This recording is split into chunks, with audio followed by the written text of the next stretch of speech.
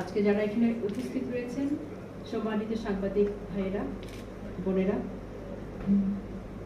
মঞ্চ উপবিষ্ট যারা রয়েছেন, তাদের সকলকে শুভকামনা, স্বাগত জানাচ্ছি। আজকে আমরা এখানে সমবেত হয়েছি কিছু সম্মানী দেওয়ার জন্য। আইনটা এমনভাবে করা হয়েছে, প্রথম দিনই আমি আব্দুল্লাহ সাহেবকে এই কথাটাই আমিও প্রথম দিনে বলেছি যে এই আইনটা থাকতে পারে না, দুস্থ শব্দটা থাকতে পারে না। সেক্ষেত্রে আমি একটু বসে ভাবছিলাম যে এই শব্দটা অন্তত আমরা যদি কোনো রকমভাবে চেঞ্জ করে, পরিবর্তন করে, বিধিগতভাবে আমরা সম্মানী শব্দটা করতে পারি, তাহলে অন্তত আপনাদের কাছে মুখ দেখাতে পারবো। আমি চেষ্টা করবো আমার সময় গেলে সেই শব্দটা পরিবর্তন করতে। আমরা যারা সরকারি কর্মচারী, আমরা কিন্তু একটা বেতন পেয়ে থাকি এবং আমরা জানি মাসের শেষে নিশ্চিতভাবে আমরা একটা বেতন পাবো।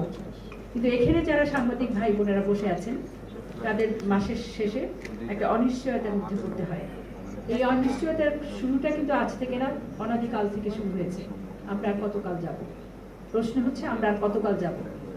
আমরা এত সময় পরে, স্বাধীনতার এত বছর পরে, আরেকটা স্বাধীনতার পরে আমরা অবশ্যই চাই যে আমাদের একটা বেতন কাঠামো দ্বারা, একটা বেতন কাঠামোর মধ্যে আমরা পড়ে যাই।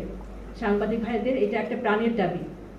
আমাদের হাতে এসেছে গণমাধ্যম সংস্কার কমিশনের রিপোর্ট, আপনারা হয়তো আজকালের মধ্যে সেটা ওয়েবসাইটে দেওয়া হয়েছে এবং সেখানে কতগুলো সংস্কারের বিষয় এসছে। আমরা সরকারিভাবে সেটা কতটুকু সুপারিশমালা আমাদের জন্য, সাংবাদিক ভাইদের জন্য যতটুকু আমাদের খুব